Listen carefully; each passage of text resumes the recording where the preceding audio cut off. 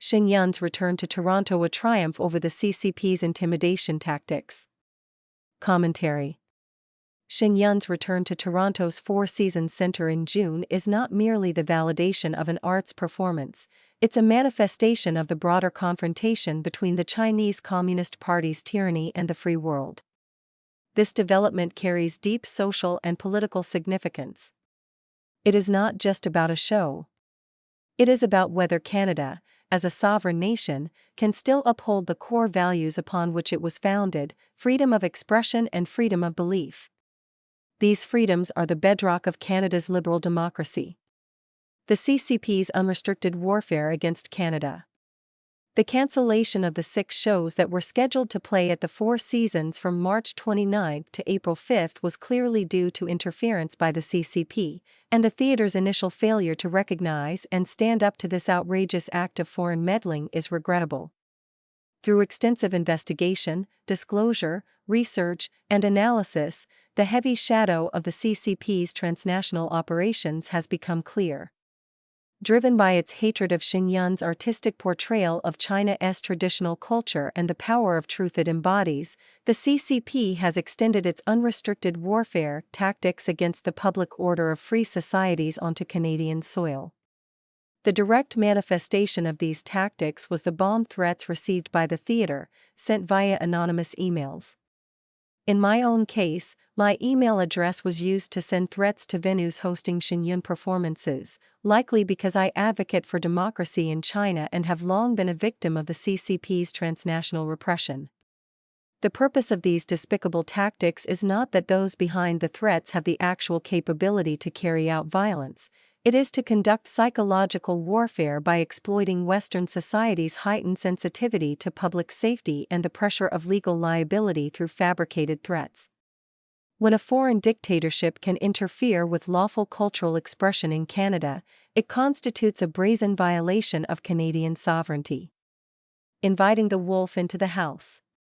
What is deeply troubling, however, is that while the CCP's interference operations steadily erode the stability of Canadian society, Canada's political leadership is moving in a worrisome direction.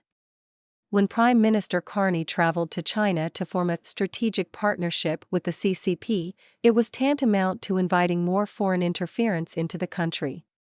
The CCP is without question the most evil tyranny on this planet. A so-called New World Order with the CCP as the central figure is, in essence, the export of authoritarianism and the elimination of freedom. At a time when Canadian institutions are being threatened by the CCP's dark hand, extending an olive branch to the perpetrator poses a serious risk to national security. The government must take this seriously and not put Canada at risk. From social pressure to counterattack. The fact that the Four Seasons decided to reschedule the Shen Yun shows to play in June is the result of multiple forces working together. These include artistic freedom advocates, human rights defenders, and political figures voicing strong criticism, as well as continuous investigative reporting by media outlets. At the same time, Toronto's Falun Gong community worked tirelessly to raise awareness about the situation, while Shen Yun artists held press conferences, a red carpet event, and information sessions. This combination of support, investigative efforts, and public attention created significant pressure, causing the theatre to realize that canceling Shen Yun over fabricated threats would not only result in commercial losses, but also would mean bowing to intimidation, causing severe damage to its brand reputation and Toronto's image as a city. All of Canadian society should reflect on this incident and consider their own role. Do we choose silence that enables tyranny, or do we choose to speak out in defense of freedom? A demonstration of Canada's democratic system. Shen Yun's return also reflects the strength of Canada's democratic system. In the face of CCP threats and intimidation, people from all sectors of society can speak out in support and hold institutions accountable for upholding Canada's core values. The CCP's bomb threats and its brazen interference with Canadian freedoms have not only failed to stop Shen Yun, but caused more people to see the communist regime's true nature. The Four Seasons statement says the rescheduled shows in June will involve enhanced measures such as metal detectors, police dog patrols, and on-site police presence. This means the theater is no longer retreating in the face of threats, but rather upgrading security to meet them, defending the spirit of the rule of law.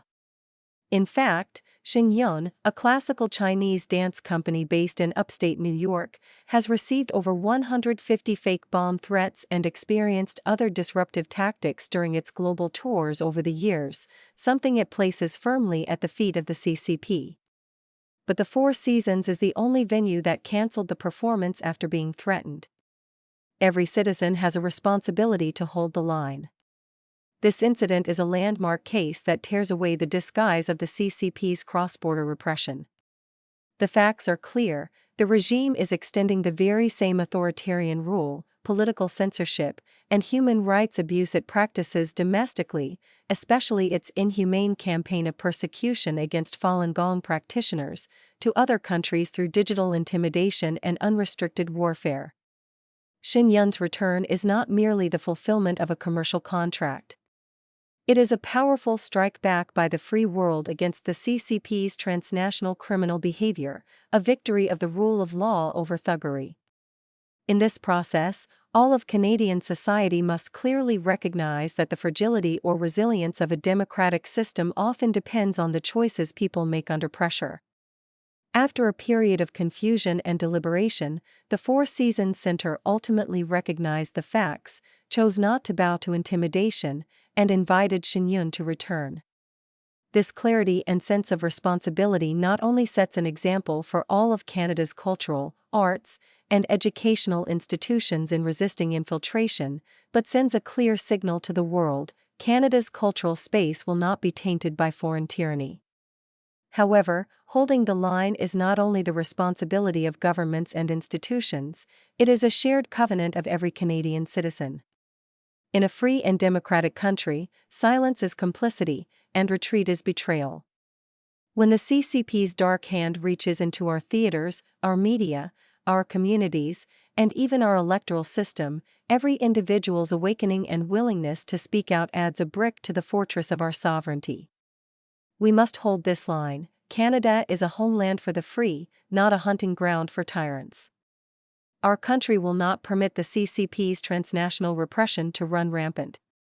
Our will cannot be manipulated by foreign forces. And our freedoms, the freedom of art, of belief, and of expression, forged by the blood and sweat of those who came before us, must never be stripped away by any evil force under any pretext. Shen Yun's return tells us this: as long as the people refuse to yield, the iron curtain of tyranny cannot descend upon this nation.